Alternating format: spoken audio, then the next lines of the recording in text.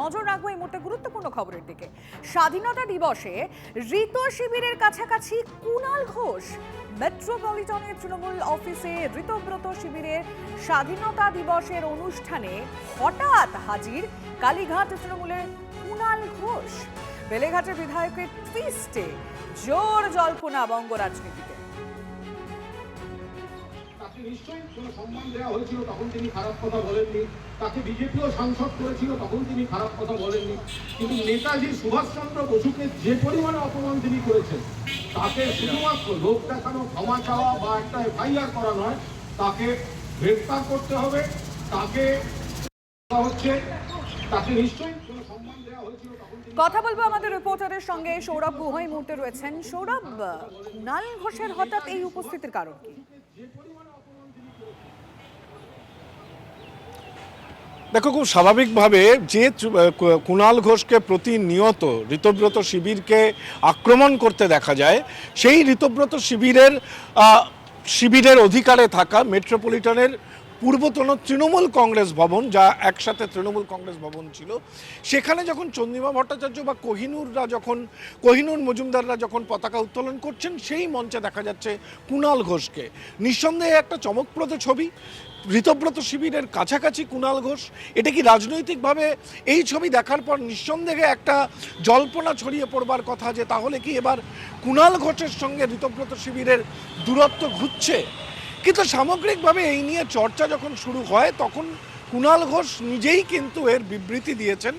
তিনি বলেছেন, TV9 বাংলাকেও তিনি সেই ফোনে বিবৃতি দিয়েছেন। তিনি বলেছেন, তপসিয়ায় যে তৃণমূল ভবন রয়েছে, যা এখন নির্মীয়মান, সেখানে দোলা সেন, বৈশানর চট্টোপাধ্যায়দের সঙ্গে তিনি পতাকা উত্তোলন কর্মসূচিতে যোগদান করেন এবং তারপরে তিনি চলে আসেন তার কনস্টিটিউয়েন্সি বেলেঘাটার ওপর দিয়ে।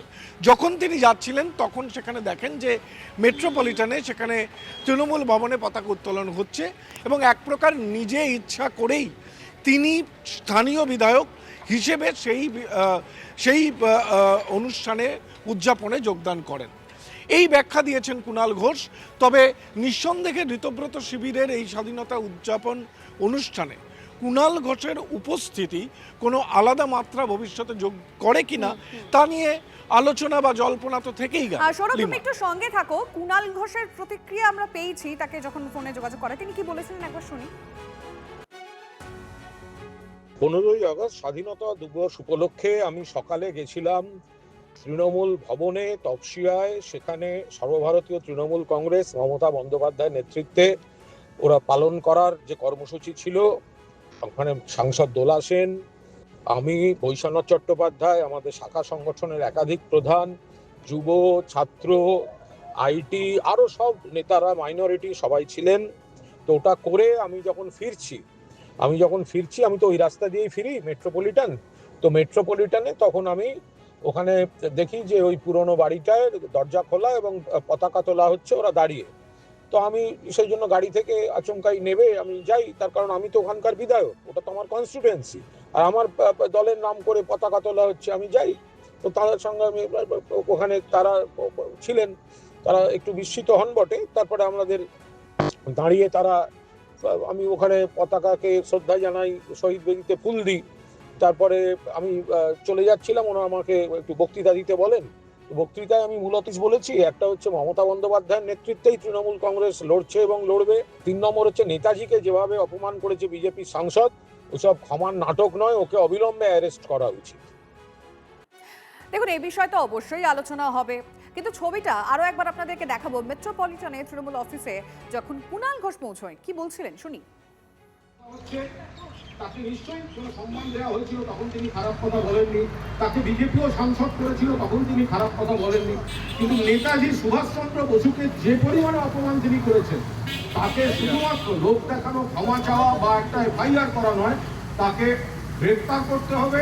তাকে হচ্ছে কথা বলবো আরো একবার আমাদের প্রতিনিধির সঙ্গে। এই মুহূর্তে সৌরভ গুহ রয়েছেন। সৌরভ, যে বিবৃতি যেটা বলছিলেন কুণাল ঘোষ TV9 বাংলাকে, তোমার সঙ্গে যখন কথা হয় যে তিনি পাস করছিলেন, তিনি দেখেন যে মেট্রোপলিটনে তৃণমূল অফিসে সেই মুহূর্তে স্বাধীনতা দিবসে উদযাপন হচ্ছে, সেখানে তিনি প্রবেশ করেন। হঠাৎ করে রাস্তা দিয়ে যাওয়া, তার প্রবেশ সেখানে, এটা কি এতটাই স্বাভাবিক?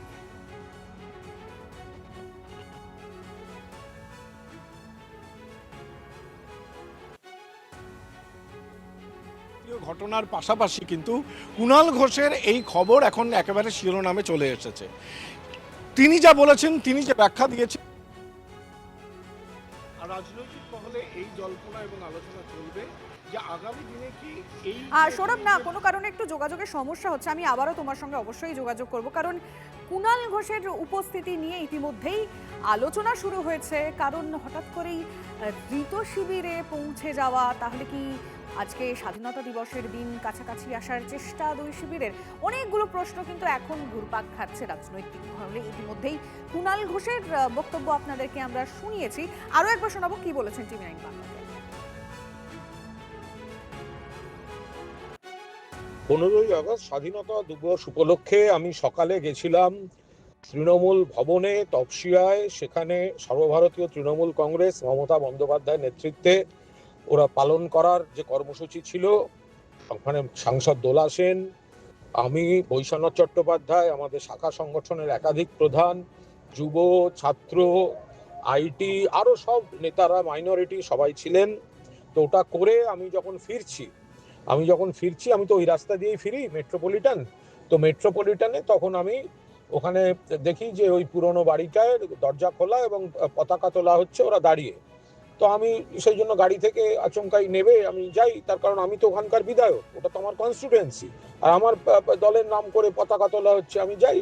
তো তাদের সঙ্গে আমি ওখানে তারা ছিলেন, তারা একটু বিস্মিত হন বটে। তারপরে আমাদের দাঁড়িয়ে তারা, আমি ওখানে পতাকাকে শ্রদ্ধা জানাই, শহীদ বেদিতে ফুল দিই। তারপরে আমি চলে যাচ্ছিলাম, ওনারা আমাকে একটু বক্তৃতা দিতে বলেন।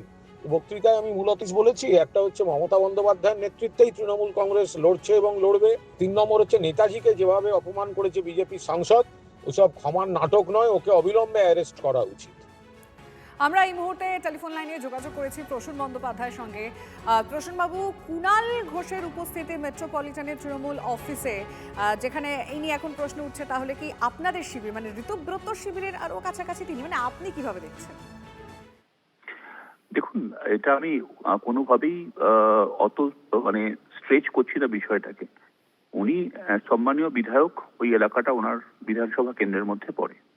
উনি নিজেই জানিয়েছেন যে উনি ওখান দিয়ে যাচ্ছিলেন, তখন ওখানে পতাকা উত্তোলন হচ্ছিল, আমাদের সিনিয়র নেতৃত্ব প্রেজেন্ট ছিলেন।